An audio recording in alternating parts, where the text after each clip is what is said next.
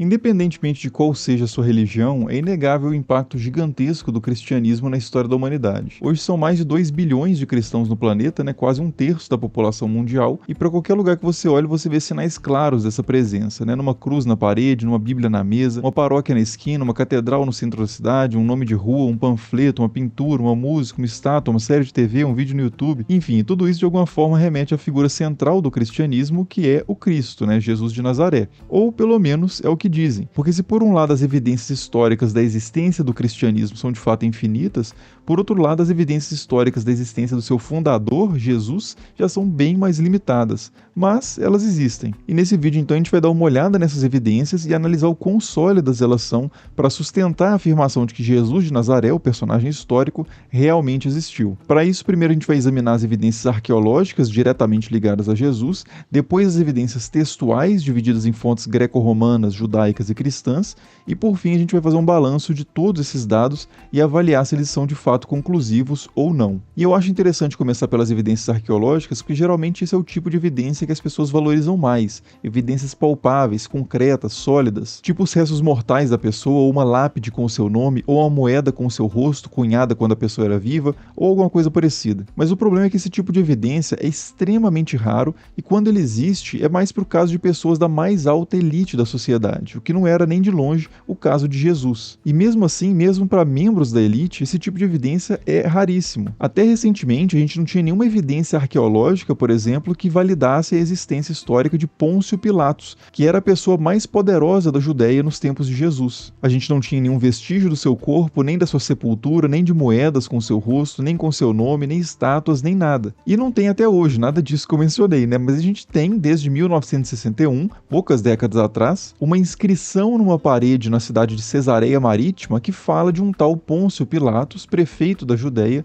que dedicou a construção, da qual faz parte aquela parede, a um tal Tibério. E como a gente já tinha evidências textuais de que de fato houve um prefeito da Judéia chamado Pôncio Pilatos durante o governo de um imperador chamado Tibério, fica fácil entender essa inscrição e considerar que ela realmente é uma evidência sólida, concreta, da existência desse personagem histórico. Mas é só isso, Essa é a única evidência arqueológica realmente ligada diretamente a Pilatos. E de novo, a gente está falando aqui da autoridade máxima da província da Judéia, quando Jesus supostamente teria existido. Agora imagine então o que seria razoável esperar em termos de evidências arqueológicas sobre um camponês de Nazaré do interior mais remoto dessa província, da província da Judéia. Então, sobre evidências arqueológicas diretamente ligadas a Jesus, realmente a gente não tem nada. Assim como a gente não tem nenhuma evidência arqueológica ligada diretamente a praticamente nenhum dos seus contemporâneos e conterrâneos, incluindo aí pessoas muito mais ricas e politicamente influentes do que ele. Por isso a gente vai focar ao longo desse vídeo mais nas fontes escritas mesmo. Aliás, na verdade, antes de ir para as fontes escritas, tem sim uma evidência arqueológica que é o que chega mais perto de ser algo sólido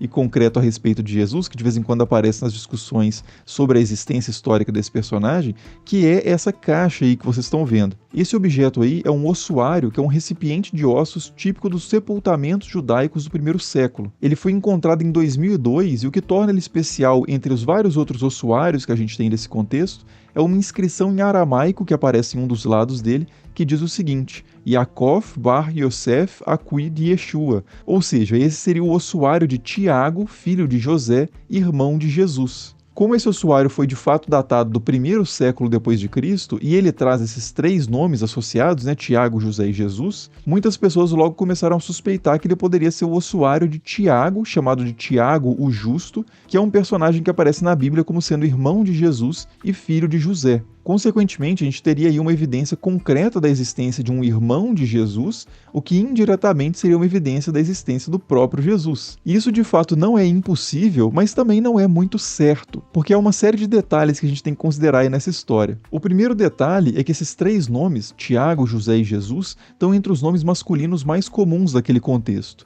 Dos 147 nomes masculinos e femininos que aparecem em ossuários da região, 19 são José e 10 são Tiago. Esses 2 nomes são inclusive os nomes masculinos mais comuns dos ossuários, o primeiro e o segundo lugar. E considerando outros documentos do período, um estudo apontou que 14% de todos os nomes judaicos desse contexto eram variações aramaicas de José, Yosef ou Yehosef, 9% eram variações de Jesus, Yehoshua ou Yeshua, e 12% eram Tiagos, Yaakov.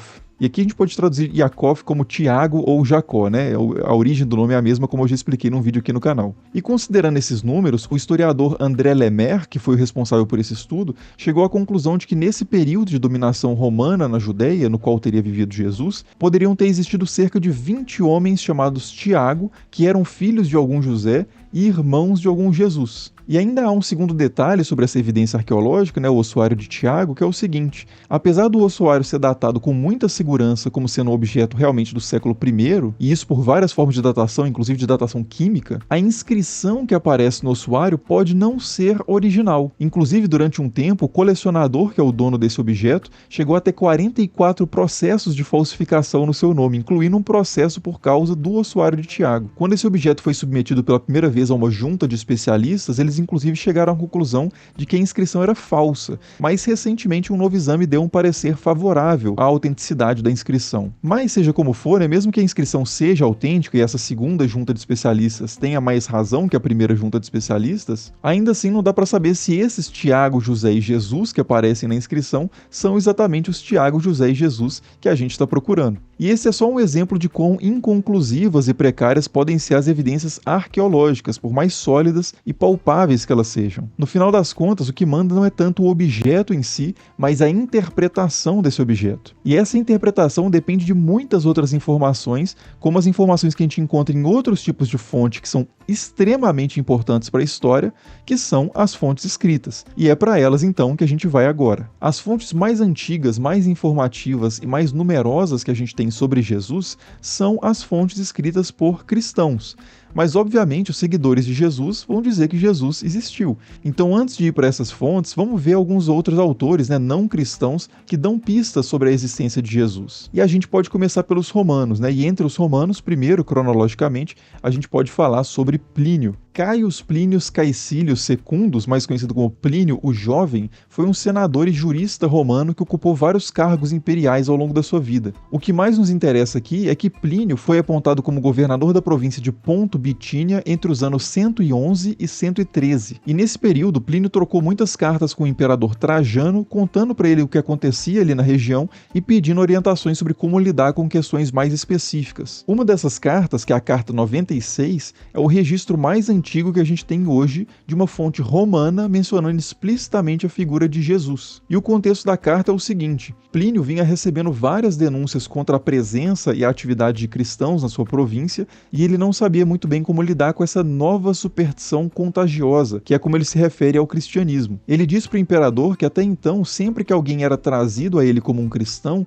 ele forçava a pessoa a invocar os deuses romanos, a adorar imagens do imperador e de outros deuses, e a fazer oferendas a esses deuses e a insultar Cristo. Se a pessoa estivesse disposta a fazer isso, ela era liberada, e se não, ela era punida. Além disso, ele registra também que os cristãos sempre diziam que não tinham cometido nenhum crime para estar sendo levados a julgamento, e que as suas atividades eram simplesmente realizar encontros periódicos nos quais eles cantavam hinos a Cristo, quase como se fosse um deus. E é basicamente isso que o Plínio diz então na sua carta, né? E Trajano, o imperador, responde à carta dizendo que não tinha diretrizes muito específicas sobre essa questão, mas ele aconselha Plínio a não buscar ativamente os cristãos, nem a aceitar denúncias anônimas. Mas, caso alguém levasse um cristão até ele para julgamento, né, simplesmente por ser cristão, esse acusado deveria ser forçado a se retratar, adorando os deuses romanos, né, ou então ele seria punido. E a gente pode tirar várias informações interessantes, então, a partir dessas cartas. Primeiro, fica evidente que o cristianismo já era um fenômeno bastante desenvolvido no início ali do segundo século, a ponto de ter chegado na Ásia Menor, onde era a província de Ponto Bitínia, e a ponto de estar causando um grande impacto também, né, grande o suficiente para motivar um governador a enviar uma carta ao imperador para saber como lidar com a situação. Outra coisa é que a gente já pode ver também nessas cartas que o cristianismo era detestado por parte da população do império e era efetivamente perseguido, né? Pelo menos pontualmente. E terceiro, e mais importante para a questão da existência histórica de Jesus, é que essa carta também sugere que nesse estágio inicial do cristianismo, Cristo era adorado quase como um deus, pelo menos são essas palavras que Plínio registra. Esse quase é bem interessante porque dá a entender que Cristo era cultuado e que ele recebia honras elevadíssimas, mas não era visto exatamente, né, efetivamente, como um ser do mesmo tipo de Zeus ou de Apolo. Ele era provavelmente um homem, alguém que havia existido realmente de carne e osso, mas não era tratado como um simples mortal.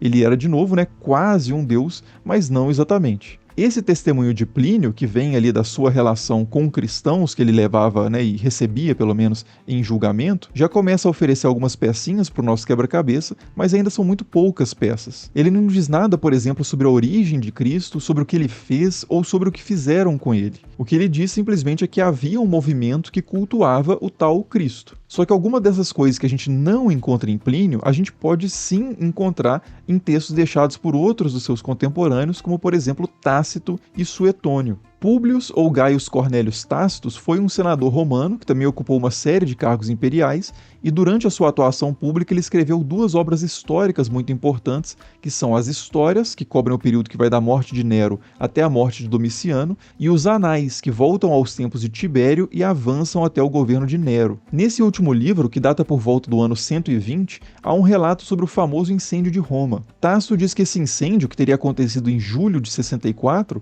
foi atribuído por parte da população ao imperador Nero. Mas o Nero, para se livrar dessa acusação popular, passou a culpa para um grupo que era detestado na cidade, a quem a multidão chamava de cristãos, ou melhor, de crestãos. O texto diz o seguinte: Nero substituiu como culpados e puniu de maneiras incomuns aqueles odiados por seus atos vergonhosos, a quem a multidão chamava de crestãos. O fundador desse nome, Cristo, havia sido executado no reino de Tibério pelo procurador Pôncio Pilatos. Suprimida por um tempo essa mortal superstição, o cristianismo, irrompeu novamente não apenas na Judéia, a origem desse mal, mas também na cidade de Roma, onde todas as coisas terríveis e vergonhosas de todos os lugares se encontram e se tornam populares. Esse documento não só diz muito sobre o cristianismo inicial, mas também diz coisas muito importantes sobre a própria figura de Cristo. Tácito registra que Cristo viveu nos tempos de Tibério, que foi imperador entre 14 e 37. Diz também que ele foi executado sob Pilatos, governador da Judéia, entre 26 e 36. E diz que o movimento que ele iniciou, que Cristo iniciou na Judéia, já estava presente em Roma no ano 64, onde era considerado por muitos como sendo um mal e uma superstição, ou seja, um culto ilegítimo. Tácito escreveu essas palavras no início do 2º século e certamente não foi testemunha direta de quase nada disso,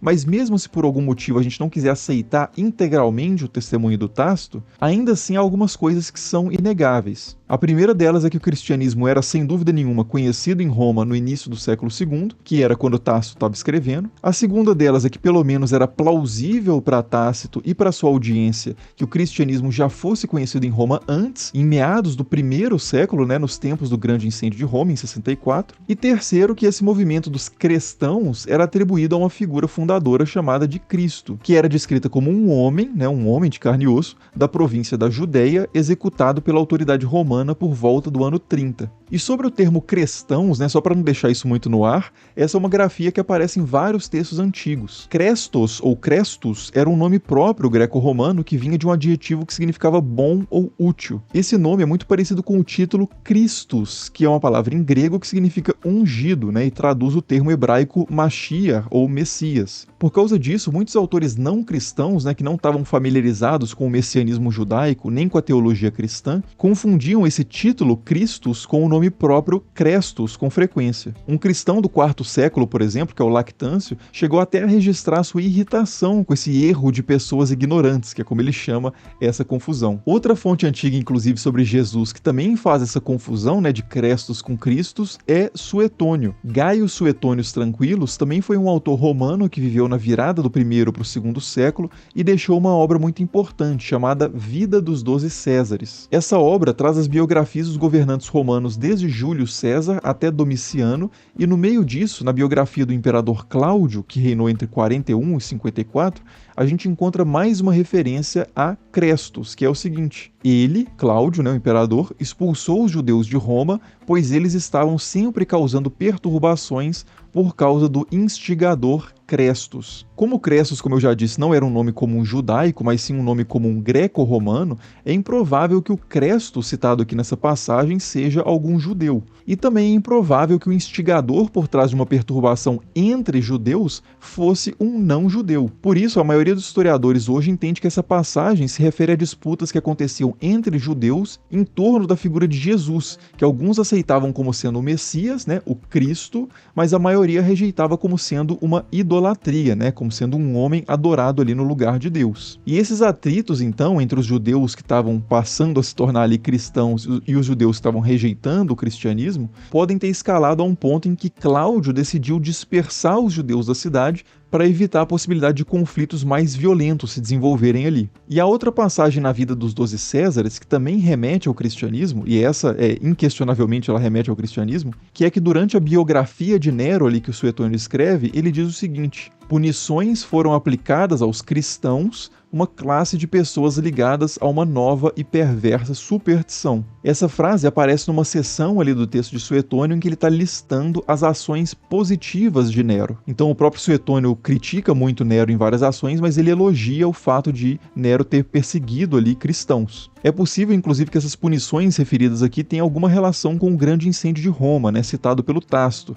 mas o autor não deixa isso claro. E uma coisa curiosa aqui é que o Suetônio, nessa passagem, escreve cristãos com I mesmo, né, e não com E, o que levou alguns historiadores a questionarem por que ele teria escrito Crestus e não Cristos na primeira passagem, se aquele personagem, o instigador Crestus, fosse de fato o fundador do cristianismo. Mas a questão é que é perfeitamente possível que o Suetônio, que faz só essas duas referências bem curtas ao cristianismo na sua obra, não conhecesse muito bem o movimento e, consequentemente, ele tenha deixado passar a conexão entre esses termos, Crestus e Christiani, cristãos. Mas, de qualquer forma, essa é mais uma fonte que aponta para a presença significativa ali de cristãos em Roma no primeiro século, pelo menos ali durante o governo de Nero. E se a gente entender que o instigador Crestus é uma referência de fato a Cristo, a Jesus, então essa fonte aponta para a existência do cristianismo antes ainda, né, na primeira metade do primeiro século, durante o tempo ali de Cláudio. Bom, e essas são as três principais fontes antigas greco-romanas sobre o cristianismo e sobre Cristo. Mas antes de passar para as fontes judaicas, que são muito interessantes também, vale a pena a gente falar rapidamente de outras duas fontes greco-romanas, um pouco mais tardias, mas que também falam coisas bem curiosas sobre Jesus. A primeira delas é um texto satírico chamado A Morte de Peregrino, escrito por Luciano de Samósata por volta do ano 165. Nesse texto, Luciano conta a história de um homem chamado Peregrino, que associou-se aos sacerdotes e escribas cristãos da Palestina e logo dominou a comunidade. Peregrino, ainda segundo Luciano, explicou e comentou alguns textos sagrados e até mesmo escreveu alguns. Os cristãos o tomaram como profeta, líder, chefe da sinagoga e até mesmo como um deus. Ele só não foi mais adorado pelos cristãos do que um homem da Palestina que foi crucificado por trazer essa nova forma de iniciação ao mundo. Esse texto, como eu disse, é uma sátira, né? Ele não se propõe de forma alguma a ser um documento histórico confiável e o seu objetivo principal é, na verdade, fazer graça com a figura ali de Peregrino de Parião, que era um contemporâneo de Luciano, e de passagem fazer graça também com o cristianismo, né, que o Luciano considerava como sendo o cúmulo da credulidade. Sobre isso, inclusive, ele diz no texto o seguinte, né, que os cristãos se convenceram de que são imortais e viverão para sempre,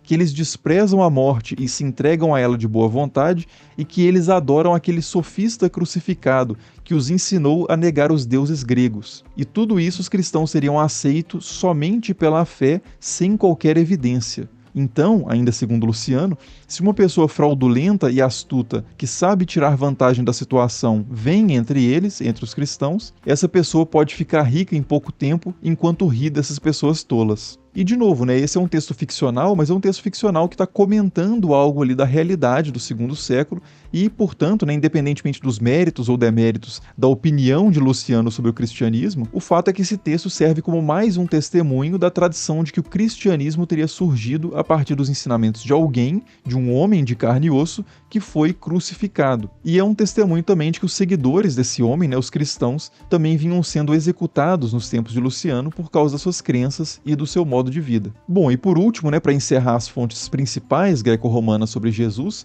a gente tem uma fonte um pouco posterior à vida de Peregrino, que é um tratado chamado de Verdadeira Doutrina, escrito por Celso, que foi um médico e filósofo neoplatônico. Essa obra também é contrária ao cristianismo, mas é bem diferente do texto do Luciano. Ele não se propõe a ser uma sátira, mas sim uma acusação mesmo contra as bases do cristianismo, como, por exemplo, a sua antiguidade, a sua legitimidade, a sua moralidade e a sua autenticidade. E é nesse contexto de acusações, então, que o Celso vai dizer uma série de coisas sobre Jesus que seriam prejudiciais ali ao cristianismo. Ele diz, por exemplo, que Jesus era filho de uma camponesa pobre, o que seria um demérito ali na visão de Celso sobre o fundador do cristianismo. Ele diz também que essa camponesa pobre engravidou de Jesus num adultério com um soldado romano chamado Pantera, e diz que para ocultar isso, Jesus teria inventado a história de que ele nasceu de uma virgem, Pártenos em grego, uma palavra que lembra aí Pantera. Além disso, Celso diz que os milagres que Jesus teria feito, na verdade, foram feitiçaria aprendida no Egito, e que como Jesus tinha muito orgulho desses poderes que ele aprendeu no Egito, ele deu a si mesmo o título de Deus. Por mais que essa fonte tenha um viés assim claramente anticristão, né, é interessante perceber que em nenhum momento Celso levanta a possibilidade de Jesus não ter existido. O que ele faz, na verdade, é oferecer outras explicações para as alegações positivas dos cristãos. Então, por exemplo, ele diz que Jesus tinha poder sim, mas era feitiçaria egípcia. Ele diz que havia sim o boato de que Jesus nasceu de uma virgem, mas isso era para abafar o adultério da sua mãe. E ele também diz que as pessoas consideravam sim que Jesus era Deus, mas isso era um boato delirante, na verdade, e um boato orgulhoso que o próprio Jesus teria criado. Ou seja, apesar de virar o cristianismo de ponta cabeça, o Celso parece não duvidar em hora nenhuma de que as tradições sobre Jesus tinham algum lastro em uma pessoa real, histórica, né, de carne e osso. Bom, e essas então são 5 fontes importantes greco-romanas sobre Jesus e sobre o cristianismo antigo. Mas como eu já antecipei, essas não são as únicas fontes não cristãs que a gente tem para avaliar a questão da historicidade de Jesus. Há também fontes judaicas bem interessantes que a gente pode e deve considerar a partir de agora. A primeira dessas fontes talvez seja a principal fonte não cristã sobre esse tema, né, da existência histórica de Jesus, que é o historiador judeu Flávio Josefo. Josefo, na verdade, nasceu Yosef ben Matitiyahu e chegou a liderar forças judaicas contra os romanos na Galileia no contexto das guerras romano-judaicas. Mas depois de se render e ser preso pelos seus adversários, o Yosef passou a colaborar com eles e adotou o nome romano Flávios Iosefos. Nessa fase, ele aceitou o patronato, né, o patrocínio da família imperial e começou a escrever uma obra histórica sobre a guerra da qual ele tinha acabado de participar, que foi publicada como A Guerra dos Judeus, isso por volta do ano 75. Depois disso, ele chegou a escrever uma segunda obra muito importante chamada de Antiguidades Judaicas, que conta a história do povo judeu desde Adão e Eva até a revolta contra Roma. E é nessa última obra, né, na Antiguidades Judaicas, publicada por volta do ano 94, que ele faz 2 referências bem importantes a respeito de Jesus. E vale a pena começar, na verdade, pela segunda referência, que é feita no livro 20 das Antiguidades, que é mais curta e menos controversa que a primeira. Então a gente já mata mais rapidamente essa segunda referência. O que essa segunda referência diz é que um sumo sacerdote, durante uma lacuna do período de administração romana na província da Judéia, isso ali na década de 60, reuniu o sinédrio dos juízes e trouxe diante dele o irmão de Jesus, chamado Cristo, cujo nome era Tiago e alguns outros. Após os acusar de transgressores da lei, ele, esse sumo sacerdote, os entregou para serem apedrejados. Essa passagem, então, dá evidências sobre um homem da Judéia chamado Jesus, que era chamado de Cristo, e que tinha um irmão chamado Tiago, que foi apedrejado na década de 60. E a gente tem uma fonte independente do 2º século, que é o cronista Egésipo, que também diz que Tiago, o irmão de Jesus, que aparece ali no Novo Testamento, foi apedrejado nesse período, na década de 60. Então é bem provável mesmo que esse personagem histórico citado por Josefo, né, Jesus chamado Cristo, irmão de Tiago, seja o mesmo Jesus lá do Novo Testamento, né, o Jesus cultuado pelos cristãos e não um Jesus genérico. E bom, essa é a segunda referência então que o Josefo faz a Jesus, né, que é bem curtinha mesmo, mas tem uma referência anterior a essa que o Josefo faz nas Antiguidades Judaicas, que é muito mais forte, né, muito mais detalhada do que essa, tão forte, tão detalhada inclusive, que é considerada como sendo bastante suspeita. Essa primeira referência aparece no livro 18 do Antiguidades Judaicas e é conhecida no debate aí sobre essa questão da existência de Jesus como o Testimonium Flavianum, né, o testemunho de Flávio Josefo. E ela é tão importante mesmo que vale a pena citar a passagem aqui na íntegra. O que o Josefo diz é o seguinte: nessa época viveu Jesus, um homem sábio, se é de fato correto chamá-lo de homem, pois ele realizava feitos surpreendentes e era um mestre para as pessoas que aceitavam a verdade com prazer. Ele conquistou muitos judeus e muitos gregos, ele era o Messias. Pilatos, quando o ouviu ser acusado pelos líderes entre nós, o condenou à cruz, mas aqueles que o tinham amado inicialmente não deixaram de amá-lo, pois no terceiro dia ele apareceu a eles novamente vivo, porque os profetas divinos tinham profetizado essa e inúmeras outras coisas sobre ele. Até hoje, a tribo de cristãos, chamadas pelo seu nome, não desapareceu. Se a gente fosse aceitar integralmente a autenticidade desse documento, a gente teria aí um judeu do primeiro século, nascido e criado na Judéia, testemunhando que Jesus existiu, que ele foi um homem, que ele foi reconhecido como fazedor de milagres e como sendo o Messias. E mais ainda, que Jesus teria sido denunciado por lideranças judaicas e executado por crucificação pelas autoridades romanas. E que depois disso ele teria sido visto ressuscitado e teria deixado um grande número de seguidores judeus e não judeus, o que bate muito, com o Novo Testamento. O problema é que esse testemunho bate tanto com o Novo Testamento, com os escritos cristãos, que parece ser de fato um escrito cristão, pelo menos em algumas partes. Por exemplo, o texto diz que Jesus era o Messias. Ele não diz que diziam que Jesus era o Messias, mas que ele era mesmo o Messias. E uma afirmação desse tipo só faria sentido se Joséfo tivesse aderido ao cristianismo, que é algo que não é corroborado por nenhum outro ponto das suas obras. Além disso, outros trechos como se é de fato correto chamá-lo homem, ou ele apareceu a eles novamente vivo, ou ainda os profetas divinos tinham profetizado sobre ele, todos esses trechos caem também nesse mesmo problema, Joséfo teria que ter se tornado um cristão. E aqui é importante dizer que a gente não tem, infelizmente, os originais desse texto para ver se esses trechos, se essas declarações estavam originalmente ali. Os registros mais antigos que a gente tem do testemunho flaviano foram produzidos e preservados por cristãos no IV século. E é significativo que cristãos do século II e III, que conheciam a obra de Joséfo, nunca tenham feito referência a essa passagem específica, nem mesmo nos seus textos apologéticos, que tentavam oferecer o máximo possível de argumentos e evidências a favor do cristianismo. É difícil acreditar que se essa passagem já existisse dessa forma na época deles, eles não teriam feito uso dessa passagem. Por isso, hoje a maioria dos historiadores considera que essa passagem não foi escrita, pelo menos não totalmente, por Joséfo, mas sim por escribas cristãos durante o processo de cópia e reprodução do texto. Agora, como eu já antecipei, isso não significa que a passagem inteira seja uma fabricação. Boa parte do texto tem o estilo e o vocabulário de Joséfo e se encaixa muito bem no contexto geral da obra. Então, o que muitos historiadores propõem é que uma passagem mais neutra pode ter sido realmente escrita por Joséfo, mas posteriormente essa passagem acabou recebendo interpolações feitas por cristãos. E essa passagem mais neutra seria algo mais ou menos assim. Nessa época viveu Jesus, um homem sábio, pois ele realizava feitos surpreendentes e era um mestre para as pessoas que aceitavam a verdade com prazer. Ele conquistou muitos judeus e muitos gregos. Pilatos, quando ouviu ser acusado pelos líderes entre nós, o condenou à cruz, mas aqueles que o tinham amado inicialmente não deixaram de amá-lo. Até hoje, a tribo dos cristãos, chamada por esse nome, não desapareceu. Então, assim, caso esse núcleo, pelo menos, seja considerado autêntico, o testemunho de Joséfo, que viveu na Judéia, e pode ter acompanhado, inclusive, os estágios iniciais ali do desenvolvimento do cristianismo, continua sendo uma fonte muito importante para responder a essa questão da historicidade de Jesus, mesmo que a gente exclua dele aqueles trechos mais problemáticos. Bom, e além de Joséfo, a gente também tem outros textos de judeus antigos que falam sobre Jesus, mas todos eles têm o mesmo problema. Mas vamos ver o texto antes e depois a gente discute qual que é esse problema. Esses outros textos estão em dois documentos diferentes, que são o Talmud e o Toledot Yeshu. O Talmud é um conjunto de textos rabínicos que foram escritos e reunidos para preservar as tradições judaicas depois da destruição de Jerusalém e da dispersão dos judeus no contexto das guerras romano-judaicas. Entre esses textos, a gente tem algumas menções a um tal de Yeshu, que fazia coisas extraordinárias e acabou sendo executado. Só que essas menções não são nada positivas. Um trecho, por exemplo, diz assim: foi ensinado, na véspera da Páscoa, enforcaram Yeshu. Um arauto foi adiante dele por 40 dias, proclamando: ele será apedrejado porque praticou magia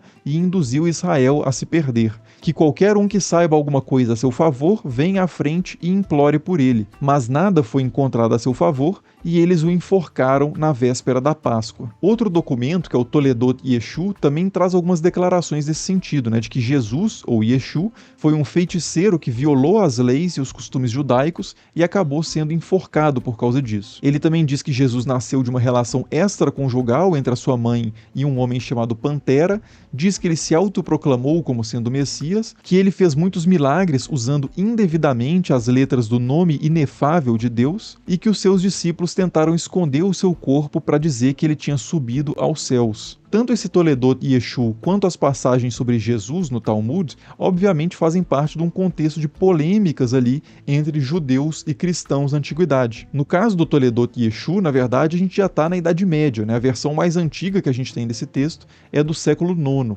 O Talmud, com certeza, é bem anterior a isso, mas é difícil datar cada uma das suas partes com muita precisão, né? Essa é uma coleção de textos que foi ganhando a sua forma atual, principalmente entre o terceiro e o sexto século. De qualquer forma, ambas as fontes são muito tardias e, consequentemente, têm uma probabilidade muito pequena de registrar fielmente eventos do passado. Mas se é assim, né, por que eu estou trazendo essas fontes aqui? É que por mais tardias que essas fontes sejam, é possível que elas registrem, sim, algumas tradições realmente antigas sobre Jesus. O Toledot Yeshu, por exemplo, diz que Jesus era filho de um homem chamado Pantera, algo que Celso, como a gente viu no século II, também dizia. E o Talmud diz que Jesus aprendeu feitiçaria no Egito, que é outra coisa que a gente também encontra em Celso. Mas é muito improvável que essas fontes judaicas tenham se baseado diretamente no texto do médico romano, do Celso, porque há muitas divergências também entre eles. Celso, por exemplo, diz que a mãe de Jesus ganhava a vida fiando tecidos. Já o Talmud diz que ela era cabeleireira. Celso diz que Pantera, o pai de Jesus, era um soldado romano.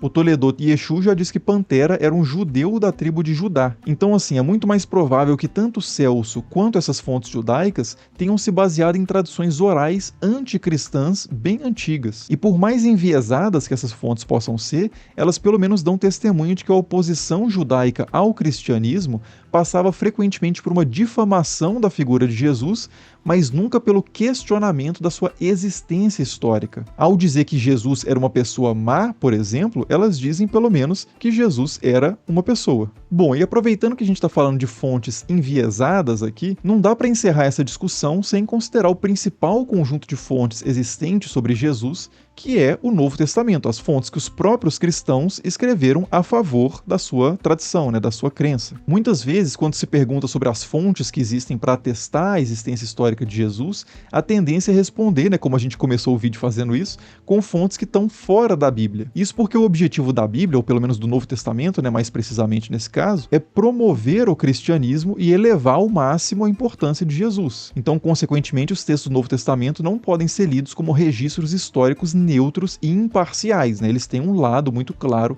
nessa história. Mas isso não significa que esses textos sejam inúteis para a pesquisa histórica. A verdade é que nenhuma fonte é totalmente neutra e imparcial, nem as que entraram na Bíblia, nem as que ficaram de fora dela. Todo e qualquer autor tem os seus próprios vieses. E diante disso, né, diante de um texto enviesado, o que os historiadores fazem não é jogar o texto fora, é realizar uma leitura crítica do texto, sem aceitar imediatamente tudo que ele fala, mas considerando a possibilidade ali de cada ponto do texto ser instrutivo ou não, comparado com outras evidências que a gente tem disponíveis. E é isso que os historiadores fazem ao ler o Novo Testamento, e é isso que eles fazem ao ler Joséfo, ao ler Tácito ou qualquer outra fonte. Então, assim, né, antes de fazer um balanço final sobre as evidências históricas de Jesus de Nazaré, vale a pena a gente dar pelo menos uma examinada rápida aqui em alguns textos cristãos. E a gente pode começar a fazer isso com as cartas de Paulo, que são os textos mais antigos que a gente tem sobre Jesus. Dos 27 livros do Novo Testamento, 13 são cartas atribuídas ao apóstolo Paulo. Dessas 13, a maioria dos historiadores considera que pelo menos 7 cartas certamente foram escritas por Paulo,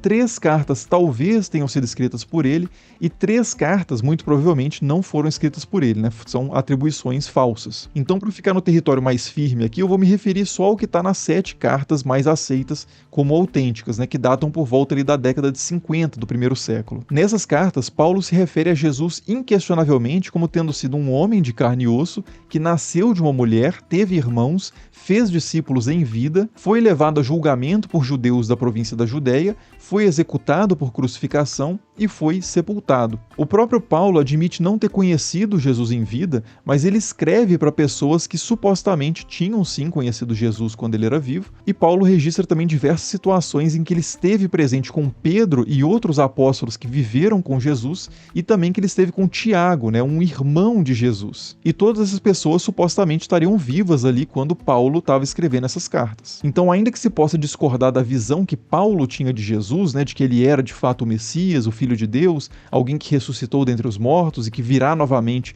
para encerrar a história tal como a gente conhece, é difícil imaginar que ele tenha se enganado, né, ou inventado o fato de que Jesus, por exemplo, tinha um irmão vivo, que era o líder da igreja em Jerusalém, enquanto Paulo fazia suas atividades, né, sua pregação, e que era uma figura, inclusive, da qual Paulo parece ter discordado em muitos pontos. Então, assim, se Paulo tivesse inventando Jesus, será que ele inventaria um irmão, por exemplo, para ele, que estava vivo e que era, em certo nível, até um adversário de Paulo para definições doutrinais ali do contexto? E claro, né, Paulo não é o único autor que fala sobre Jesus, os seus discípulos e a sua família, né? Na verdade, inclusive, esse nem é o objetivo primário das cartas de Paulo, né? Falar sobre a história de Jesus. Ele está muito mais preocupado com definições doutrinais e questão de organização da igreja. Os textos do Novo Testamento que estão primariamente interessados em contar a história de Jesus são os evangelhos. E esses dão mais pistas ainda para as questões que a gente está abordando aqui. Os evangelhos parecem ser um pouco posteriores às cartas de Paulo, né? Eles são geralmente datados do ano 70 ao ano 90, aproximadamente. Alguns poucos historiadores colocam o evangelho de Marcos bem antes, no ano 40,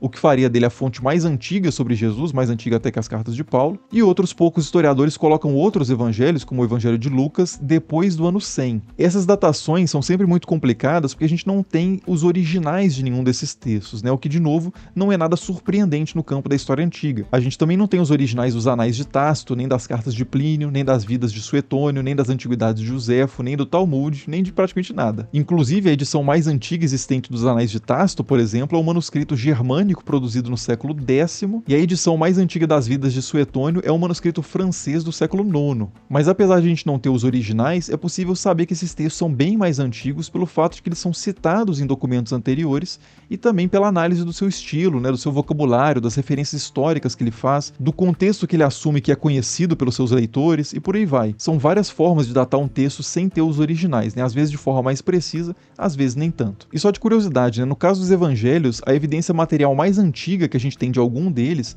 é um fragmento minúsculo com partes do evangelho de João, que data do início do século II. Então esse evangelho é certamente anterior a isso, né, mas é difícil dizer com certeza quão anterior. E para complicar um pouco mais essa situação, sei que ela não está complicada o suficiente, é possível perceber claramente que os evangelhos são textos que se basearam em fontes anteriores. O evangelho de Lucas, inclusive, diz isso explicitamente, né? Ele começa com as seguintes palavras: visto que muitos já tentaram compor uma narração dos fatos que se cumpriram entre nós, conforme nos transmitiram os que desde o princípio foram testemunhas oculares e ministros da palavra, a mim também pareceu conveniente, após a acurada investigação de tudo desde o princípio, escrever-te de modo ordenado, ilustre Teófilo, para que verifique a solidez dos ensinamentos que recebeste. Mas mais interessantes ainda que essas evidências explícitas a fontes anteriores aos evangelhos são as evidências implícitas. Para dar só um exemplo aqui, que eu acho que é um dos exemplos mais interessantes, no evangelho de Lucas, Jesus aparece criticando um grupo de judeus por eles darem o dízimo da hortelã, da arruda e de todas as hortaliças, mas deixarem de lado a justiça e o amor de Deus. E no evangelho de Mateus existe uma passagem muito parecida em que Jesus faz essa mesma crítica, mas aqui ele diz endro em vez de arruda, e diz misericórdia e fidelidade em vez de amor de Deus. Essas variações podem parecer meio irrelevantes à primeira vista, mas tem algo muito interessante por trás delas. É que as palavras endro e arruda e amor e misericórdia são praticamente idênticas e podem ser confundidas muito facilmente uma com a outra. Quer dizer, né, no português, obviamente, elas não parecem nada uma com a outra, e nem no grego, que é a língua original desses evangelhos, elas também não parecem nada uma com a outra. Mas no aramaico, que era a língua falada na região que Jesus teria vivido, elas são praticamente idênticas. E isso sugere com toda a probabilidade, então, que essa história usada pelos autores dos evangelhos de Lucas e de Mateus tenha vindo de uma fonte anterior em aramaico, e que em algum ponto da transmissão dessa fonte, uma pequena confusão tenha acontecido e essas duas variantes tenham surgido. E há vários outros casos parecidos com esses, né, e casos também em que parábolas só fazem sentido quando elas são retraduzidas para o aramaico. Então, assim, né, ainda que os evangelhos sejam só 4 fontes do primeiro século sobre Jesus, o que na verdade já seria até muito, né, para os padrões da história antiga, eles dão muitas pistas de que haviam outras fontes ainda anteriores que acabaram não chegando até nós, né, acabaram não sobrevivendo ao tempo. Bom, e por último a gente poderia citar ainda outras fontes cristãs que possivelmente registram tradições antigas sobre Jesus, né, que não aparecem no Novo Testamento, como os evangelhos apócrifos, por exemplo, ou os autores cristãos que escreveram na virada do primeiro para o segundo século, como é o caso do Clemente Romano, do Inácio de Antioquia e do Pápias de Hierápolis. Mas aí a gente já começa a se distanciar um pouco mais dos tempos em que Jesus teria vivido, né? E se os argumentos a partir de Paulo e dos evangelistas não forem considerados convincentes o suficiente, os argumentos a partir dos autores cristãos posteriores a eles também não vão ser, né? Então acho que a gente já pode aqui encaminhar para a conclusão dessa história toda. E aí, então Jesus existiu ou não existiu? As evidências são suficientes? E aí a resposta depende do que cada um considera suficiente, né? Comparando com o que é esperado no campo da história antiga, as evidências apresentadas aqui são mais do que suficientes para considerar que sim, é perfeitamente possível que um homem chamado Jesus, que viveu na Judéia, nos tempos de Pilatos, que fez discípulos e foi executado, tenha de fato existido. A maioria esmagadora dos historiadores, né, sejam ateus, judeus, cristãos, muçulmanos ou de qualquer crença ou descrença, acreditam na existência histórica de Jesus de Nazaré. Isso significa que está absolutamente provado, então, com 100% de certeza que Jesus existiu? Não. Significa só que o nível de plausibilidade da existência de Jesus é muito alto. 100% de certeza a gente não pode ter sobre a existência de nenhum personagem dos tempos de Jesus, né? Talvez nem o imperador Tibério tenha existido, talvez as estátuas e moedas dele sejam uma farsa, os textos que citam esse imperador sejam fabricados ou interpolados. É impossível provar com 100% de certeza que o imperador Tibério não foi a produção aí de uma conspiração do passado.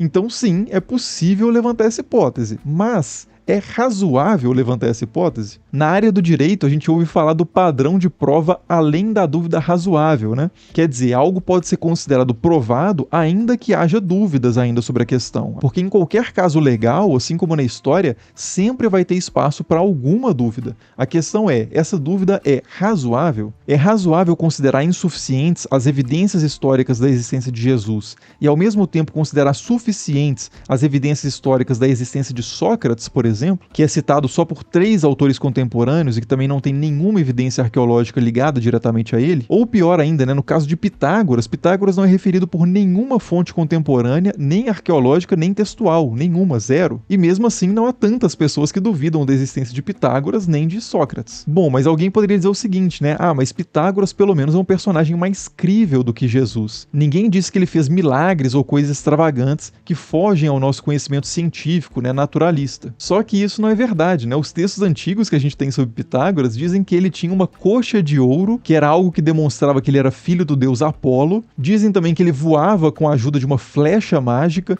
que ele tinha acesso ao mundo dos mortos e que ele era visto pelas pessoas ao mesmo tempo em lugares diferentes. E talvez aqui nesse ponto, então, você queira descartar a existência de Pitágoras também, né? Mas e Alexandre o Grande? De Alexandre o Grande, a gente tem várias estátuas, moedas, inscrições, inúmeros testemunhos contemporâneos escritos sobre ele, de regiões e de povos diferentes. Então, assim, esse é um personagem que, se colocarem em dúvida a existência dele, realmente não sobra mais ninguém na história antiga. E sobre Alexandre, alguns autores antigos dizem que ele nasceu de uma visita de Zeus à sua mãe na forma de uma serpente, outros dizem que ele tinha uma irmã que era uma sereia, outros falam que ele foi carregado por 2 grifos até o mais alto céu para ver o mundo de cima, e até o Talmud diz coisas extraordinárias sobre o Alexandre, dizendo, por exemplo, que ele visitou o Jardim do Éden. Isso significa, então, que Alexandre o Grande não pode ter existido, não pode ter havido um Alexandre histórico? Claro que não, né? O fato de coisas absolutamente extraordinárias, lendárias ou míticas serem atribuídas a certas figuras não significa que elas não tenham existido. Pode ser simplesmente que a biografia desses personagens tenha sido exagerada, né? Embelezada e até sacralizada por pessoas que admiravam ou adoravam essa figura. Dizer que existiu um Jesus histórico, né, que as fontes históricas são suficientes para sustentar isso, não significa de forma alguma dizer que a história confirma o Novo Testamento ou que a história confirma que Jesus efetivamente ressuscitou ou curou doenças com o toque das mãos, ou que ele tivesse o poder de ler mentes. O que a pesquisa histórica permite dizer sobre Jesus é muito mais limitado do que isso, né? Não por acaso, os historiadores que respondem sim com toda convicção à pergunta sobre a existência de Jesus dão respostas muito diferentes quando a gente passa para as perguntas seguintes, né? Quem então ele foi exatamente? O que ele fez exatamente? O que ele disse exatamente? Mas como essas não são as perguntas desse vídeo, né? Eu vou deixar para apresentar essa discussão depois. depois. Por enquanto é só isso, né? Essa é uma rápida introdução à questão sobre a existência de Jesus e não sobre quem Jesus foi efetivamente. Então, sobre a existência de Jesus, respondam aí embaixo nos comentários também se vocês têm alguma opinião mais formada sobre isso. Se vocês consideram que sim, Jesus existiu ou não está convencido de que isso seja verdade. E assim a gente pode seguir nessa conversa nos comentários, né? Como sempre, as principais referências consultadas para esse vídeo estão aí na descrição.